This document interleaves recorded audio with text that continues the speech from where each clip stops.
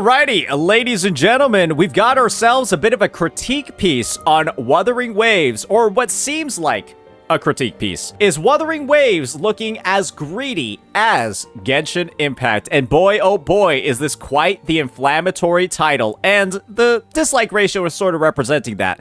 But I think that right off the bat, before even watching it, it's probably going to cover a lot of recent additions to the game that haven't been the best.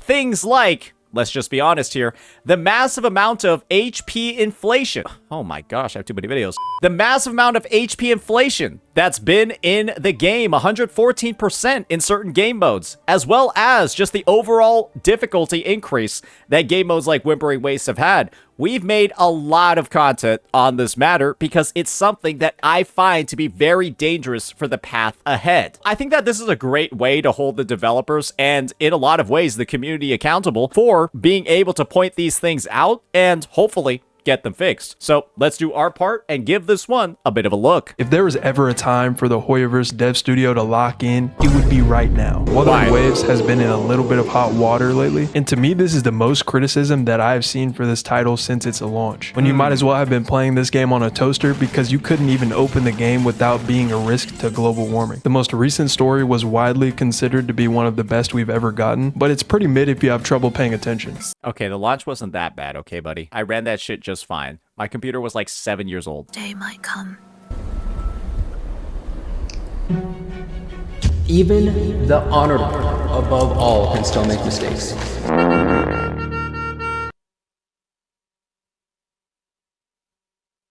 Oh dear. So are all of these recent criticisms for The fuck was that? valid, and does Genshin look like it's worth playing as a new or returning player? And is Genshin ever gonna give away a free limited 5-star?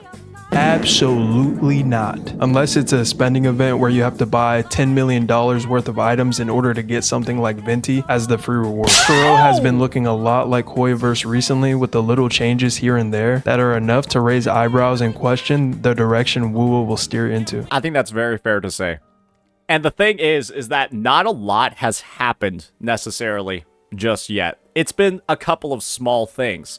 But the thing is that I think that one thing about this community is that it's hyper aware of what they don't like. And what they don't like is like a huge portion of what's in Genshin Impact. And then when they see those things that make Genshin Impact bad, right? Things like the kits that are like way too specific, way too tailored around certain units. When they see things like weapons that are incredibly, overwhelmingly overpowered and required for characters to work. When they see things like massive amounts of HP inflation that are geared around, or massive amount of HP inflation that's geared around making sure that you pull the newest unit.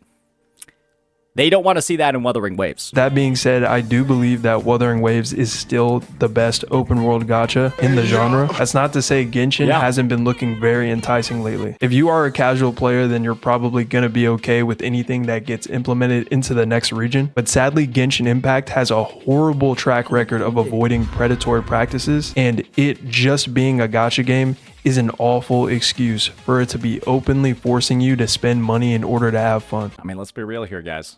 How much fun is Natlan without having any of the Natlanese units?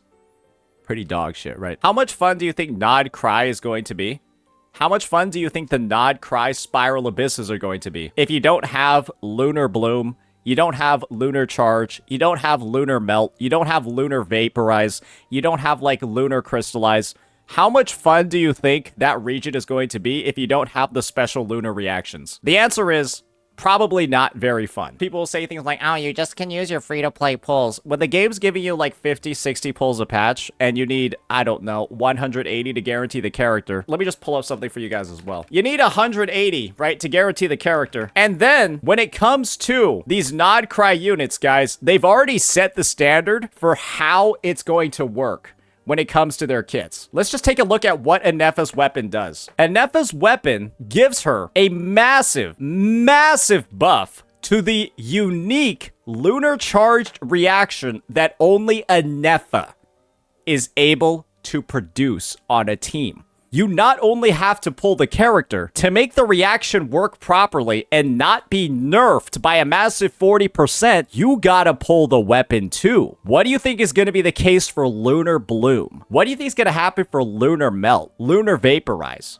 Lunar Crystallize, Lunar Superconduct? You're probably going to see a tagline like this on all of the weapons as well. It wasn't enough to lock mechanics behind the character.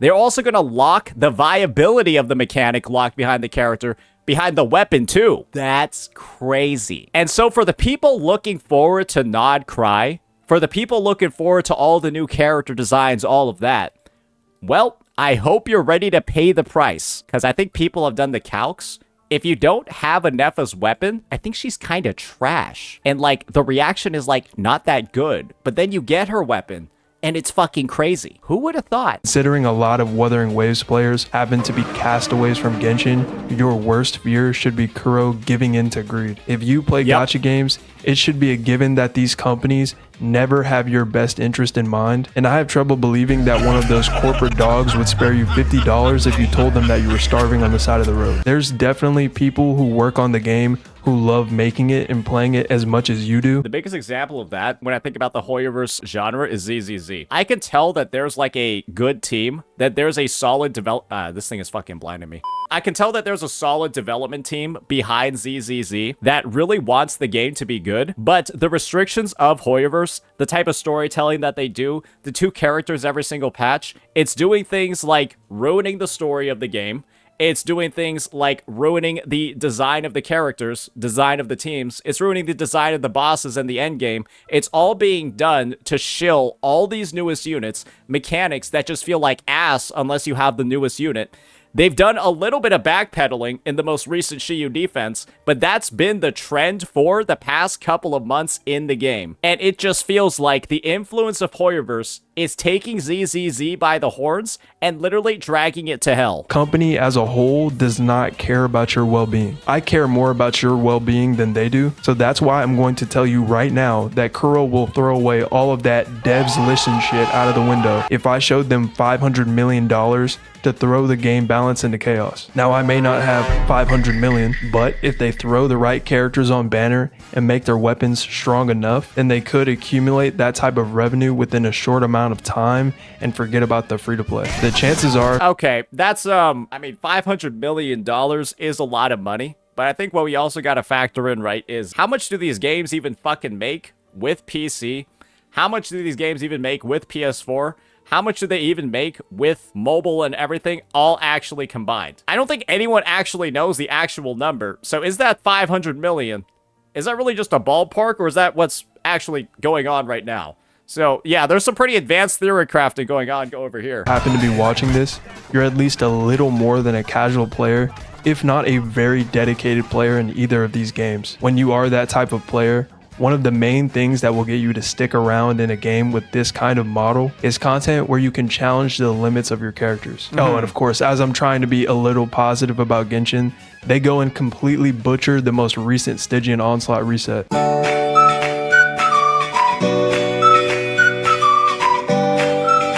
That was my experience, essentially. You guys know that one clip where it's like Ronaldo, stable Ronaldo, singing along to Payphone, and then there's like gameplay in the background? That's what it's kind of like when you're using Mavuika, Sitlali, Ethan, or you're using like Skirk, and Scoffier, you're using a Nepha and all those units. It's like, you feel like stable Ronaldo singing Payphone as you're going through and clearing that way. You use anybody that's not those units, and... Me and this game mode have a love-hate relationship, just without the love part. Okay, I'll try to think of something positive to say about it. 20 minutes later. Oh, well, there is the fact that... 2 hours later. Okay, I just couldn't do it, I'm sorry. That's right, if you don't know already, this game mode is pretty much a waste of time unless you have a really deep wallet or a lot of time on your hands. It's actually not playable. You will not even be able to complete, like, the baseline rewards for, like, the primo gems, and then like the artifact re-rolling feather if you don't have the right limited 5-star units and their weapons. You actually won't be able to do it. You won't even get to dire mode, which is where you unlock the skins. You can't even do fearless mode. Boss heavily, and I mean heavily, favors the recent units to the point where dupes on older units don't even matter. The mechanics are boring to play against because you know they're just there to stall time. And the fact that some are even trying to argue that this Stygian Onslaught is worse than the last one is insane. I'm not gonna lie, bro. This has to be like a satire video where we were going ahead and we were talking about all the bad things that Wuwa was in the middle of doing, but then we just kind of like reorient, take a look at Genshin, and then realize, you know what? It's actually still not even close to as bad. And I can see why, especially if you aren't using Skirk on the second boss. The HP inflation is already enough of a catalyst to get players to wail on units, but then creating... It is satire. Guys, we've got the author themselves of this video telling us it is actually satire. The monotone voice doesn't make that clear until, I guess, partway through the video. Lazy, overpowered boss mechanics to force a damage check is too much. We get it. You're gonna spam the lunar reaction characters and lock the reaction triggers behind limited 5 stars. Limited 5 stars and their weapon. Don't forget that, bucko. Don't forget that. The weapon too.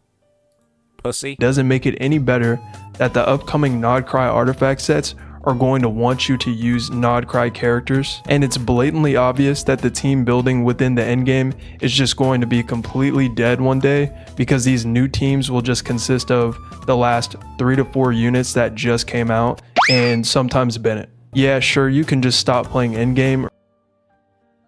I mean, he's not wrong, right? It's not like you have that many open slots when Mavawika and Sitlali are joined by the hip, and then you throw Jalonin in there too.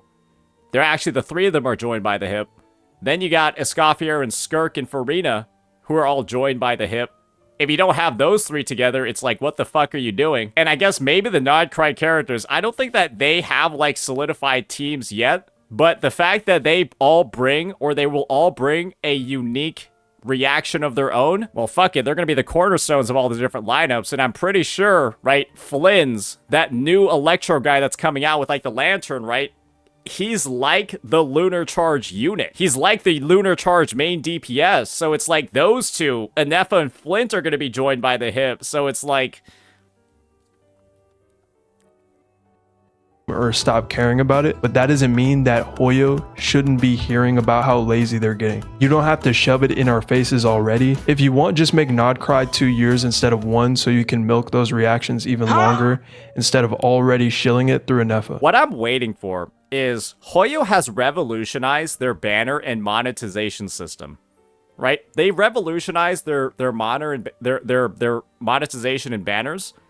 They first did it in Natlan, where they put exploration quality of life behind the limited unit, but not too much else beyond that. They did a little bit with Night Soul.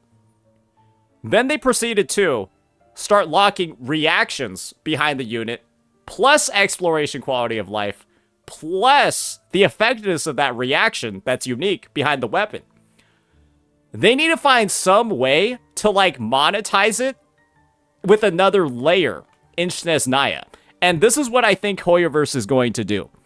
They're going to have a character whose sole purpose is to have a kit and a weapon that is only designed to buff one person on the Snezhnaya roster. It'll be like this weapon, 40% more lunar charge damage if this is the passive effect of a different character. That's not Anefa. They're going to introduce a new mechanic on a new unit, and a different character's weapon is going to actually buff it. So to get the full effectiveness out of this new mechanic, you'll actually need 4 things from the banner and not just 2 like it is right now. It's going to be awesome. I can't wait to see how people are going to justify that one. Having good 4 stars is not enough of an excuse at this point to completely ignore every other aspect that makes an endgame fun. But don't get me wrong, Wuba does need to buff their weak 4 stars so that the character pool isn't filled with weak ass characters like Lumi and Tauchi, but their character designs are fire. I don't know about you, but Genshin needs to stop releasing in-game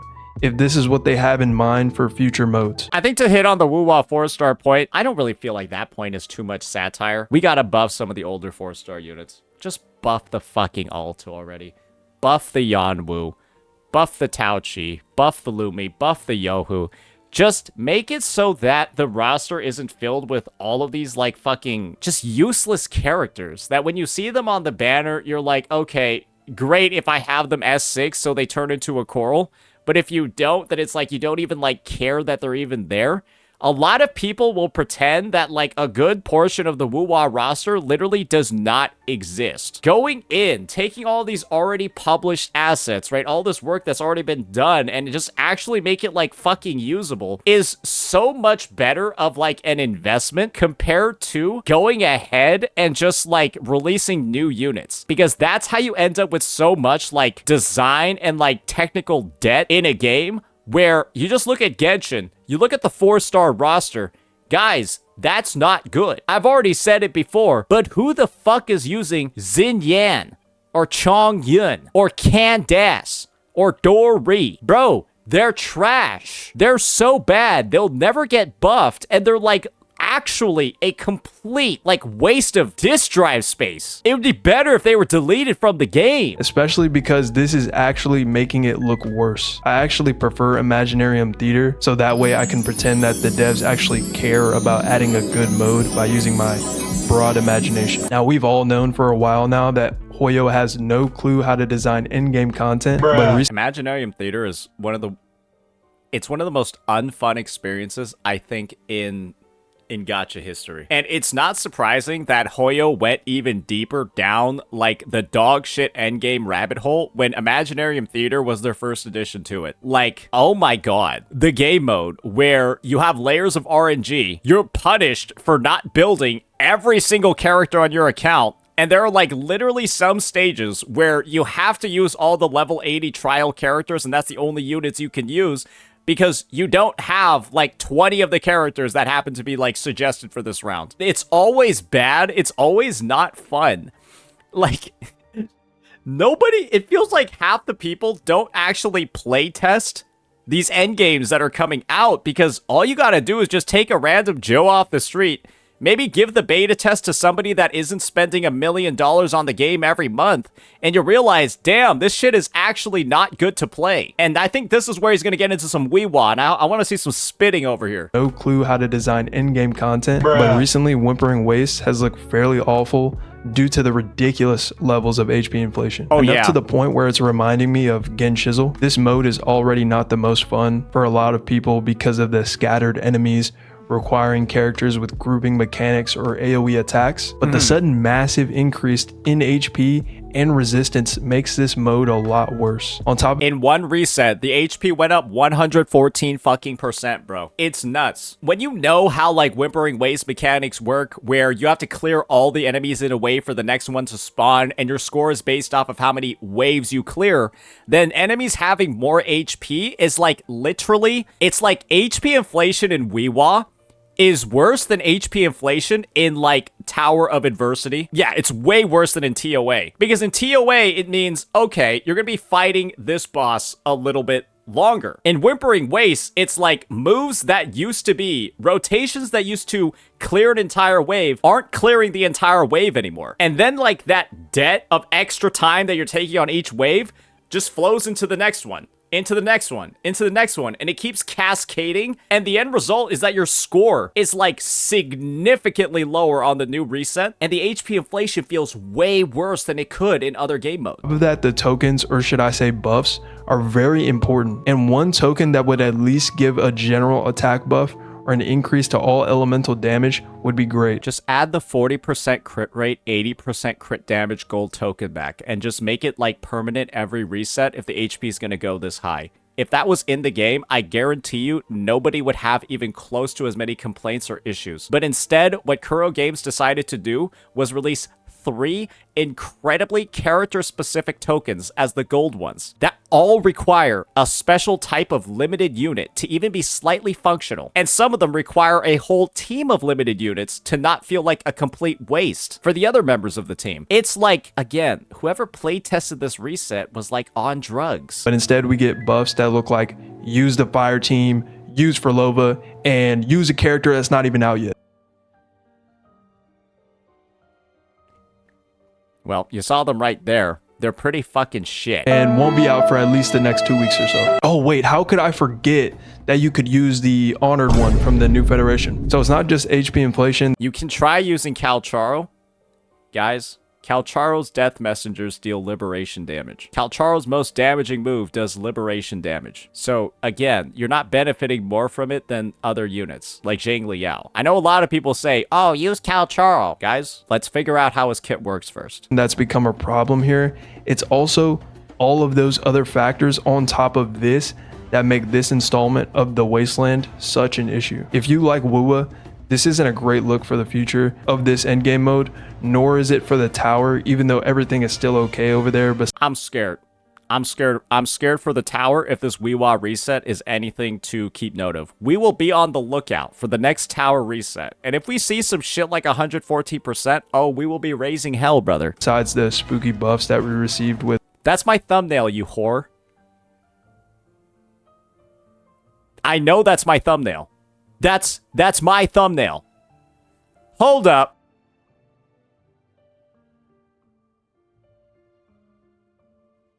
It's not that deep. I just thought it was funny. This Weewa reset, I know the special effect on it does seem crazy, but I only said that this reset was a little stinky because the issue with this reset wasn't that the buff was too specific. It was that Zani with this buff would clear in about 10 seconds, while everyone else had a normal time. This reset was stupid because Zani would literally become an actual speedrun character that would kill the boss in one rotation. In literally one rotation, while everyone else was just clearing it normally. So it was a problem because of that, but not actually an issue that was meaningful to the players. But if what they did was HP inflate by like 200%, and make it so that Zani was the only one getting normal times, and then everyone else was basically told to go fuck themselves, then that would have been the issue. Then that would have been the issue. But the thing is, having an overly strong buff and like an endgame mode that doesn't even need the buff to get amazing times is like, it's like, okay, whatever. But it's not like people are going to go ahead and complain about not being able to clear, which is kind of the biggest issue for gacha game players, because then they can't get the rewards to pull new characters. With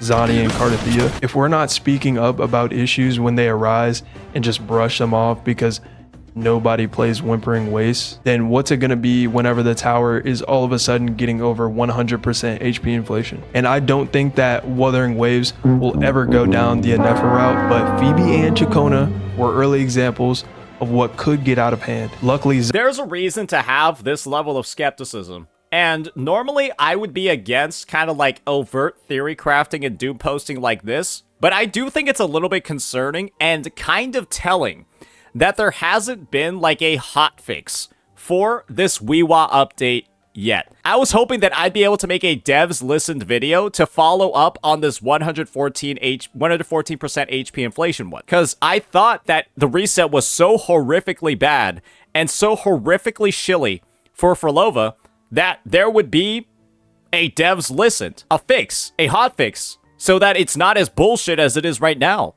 And the thing is that I think they're too busy at Kuro Fest. Maybe they took what Genazad was saying. Maybe they were too stupid to live. Maybe that's why we're not getting a change to the Weewa reset now. But it's just the lack of response, the lack of fix, the lack of address for what many should consider one of the biggest problems that Wuthering Waves has ever had is kind of concerning. And I think it does warrant a fear for what's coming in the future. I'm not going to go ahead and like chastise somebody for just warning us about what might come up when there's actually a legitimate reason to do that. Phoebe and Chacona were early examples of what could get out of hand. Luckily, Zani was just getting doom posted into oblivion to be made out as useless without the church girl. And Cardathea is so broken that it just doesn't matter. Plus, she was soloing the tower with her weapon on release, but I'm not sure if she can still do that. I don't know. She can do it on the side floors. Guys, there are some characters in Wuthering Waves that are better at soloing than others. Okay? Cardathea happens to be one of them. There are plenty of units in the game that literally cannot access half of their damage without teammates. Jinxie literally can't charge her Forte circuit without her team. Camellia cannot use Ephemeral properly without a team. So it's kind of just like Cardathea happens to be a little bit flexible and able to deal damage without her team. It's not like we're at the point where that should be set as like the gold standard because she's one of the only characters that can actually do it. But even Genshin started off with characters that really loved their best in slot partners, like Alhaitham and Nahida and Nuvalet and Farina. Then everything went south when... Oh shit, here we go again. If you know anything about me, I'm the #1 Mawika hater on the planet. Nah, I think you might be tied with me. I think this character is a fucking disaster. Aesthetically, a disaster. Visually, a disaster. Plot-wise, story-wise, a disaster. Geographically, a disaster. Kit design, disaster. Teammates, disaster. Banner, also a disaster.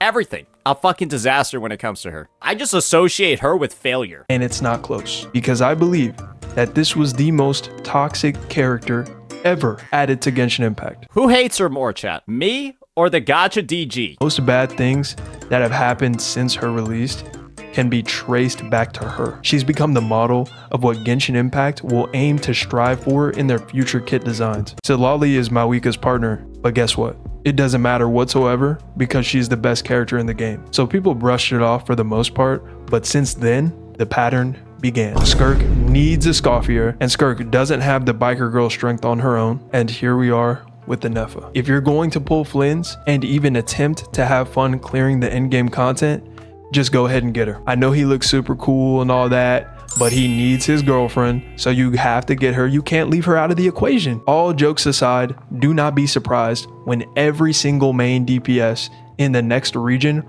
wants their partner more and more, because the trend is getting significantly worse with every character that releases. And this is where Wuthering Waves diverges from, or hopefully will diverge from Genshin, because they sort of started leading back with Whimpering Waves and that reset. In Genshin, they HP inflate the mobs by 60% over several patches, and then also release character combinations that deal like 40k, 50k, basically 30 to 50 more percent than all the other teams that have been released before. And so, to be able to clear the endgame, you have to actually pull the units. Then, they're going to go ahead, and from there, keep making it so that these enemy designs only interact with the special new mechanics that the characters have.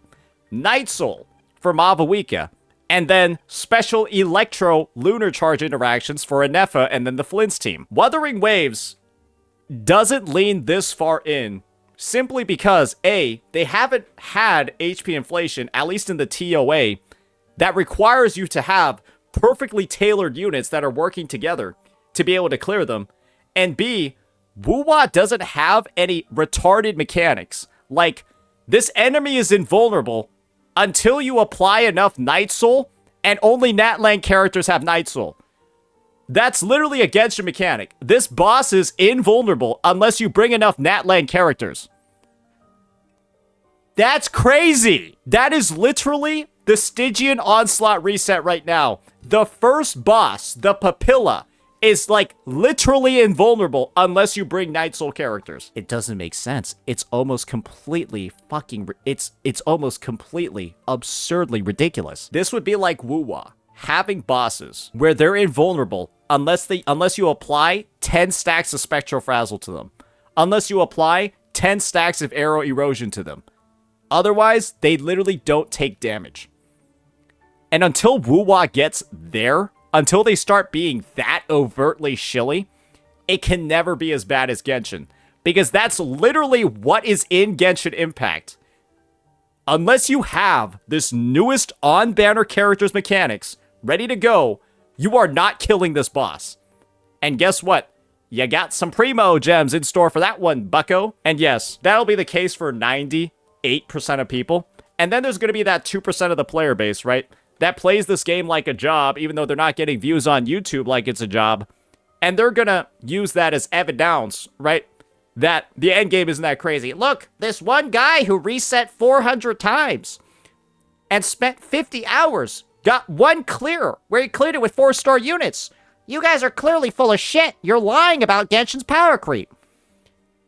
And the correct thing to do, Wuwa community, is to call those people stupid. Because if somebody is flexing their clears, flexing 4-star units in the face of 114% HP inflation, and they're saying it's not that bad because there's somebody who sweat for 20 hours to get their one clear showing it's possible, and they're using that as proof that HP inflation and stuff isn't real. Call them a toxic positive moron, make fun of them, call them a poo-poo eater stupid head, and move on. Because we don't need that sort of idiotic rebuttal, idiotic point of like argument being made across this community when it has ruined ZZZ, it has ruined Honkai Star Rail, and it has ruined Genshin Impact, because you have all these toxic positive white knight, oh, Hoyoverse, I shall defend you, coming in, making the most disingenuous examples to talk about why the game isn't going to shit. And when there's too much of that, the game actually goes to shit, because everyone's like, oh, she's the Archon. Oh, she's so amazing. Oh, I love her so much. It's okay if she does double the damage of every other DPS in the game. And look at where we are now with this fucking title. It's going to get to a point where they make you pull for 2 separate characters instead of 1, because we might have seen the peak of greed when it comes to one partner by locking an exclusive reaction behind them. So yes. Just wait until Lunar Bloom, buddy. Lunar Superconduct, buddy. Lunar Melt, buddy. There's more. It's very unfortunate that Kuro has been taking a little too much inspiration from Genshin Impact, but despite this, I still do have hope that at least for the next year or so, the competition will force them back to the drawing board. I hope so too. I hope community feedback, I hope competition, I hope a bunch of things do get them reevaluating what is going through their mind as they're getting into and putting in shit like 114% HP inflation. I think the thing is that it's not something that the player base should get used to. And the great thing about it is, guys, I'm talking all this stuff about how it's bad for the game. It might be bad for the game, but stuff like this is amazing for my channel. The Weewa reset is so bad. I was able to make 1, 2, 3 videos on it that are all getting great views when I would normally only make 1 for like a good reset. And so the thing is, it's actually in my best interest as a content creator to want more of this power creep, to want more of this difficult content, to want more of like the trash that makes the other games worse. But I'm telling you that this is all bad. I'm telling you that this should be fixed.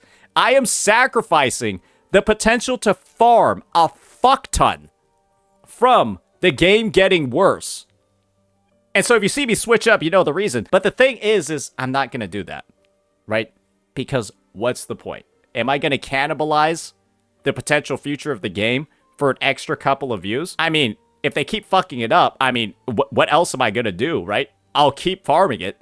But it's not something that I actually want for the future of the game.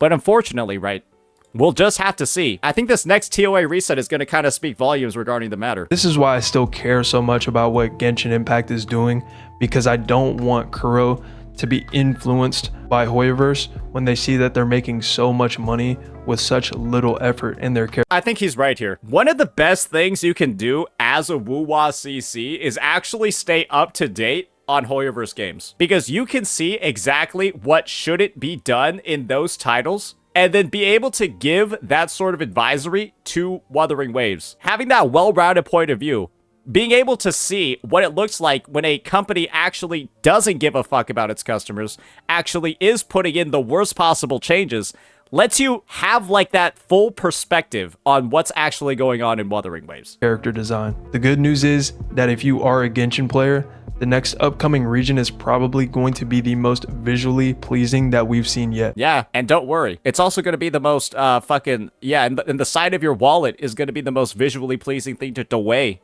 when he puts out like his fucking lunar teams, brother. Top of that, I'm sure it's going to be really satisfying to finally see a character like Varka, who you've known about since the beginning. But the day that Genshin actually gets a useful quality of life change, you might as well go buy a lottery ticket, because a luckier day may never come. With all of the conversation that has sparked up recently with Wuthering Waves, it's nice to see that the community, despite what some people may think, is speaking up about the mistakes that Kuro has been making. But Genazad told me that you can't critique Wuthering Waves. Genazad told me that this community is full of toxic positive mongrels who simply only want to say that the game is 10 out of 10 and perfect.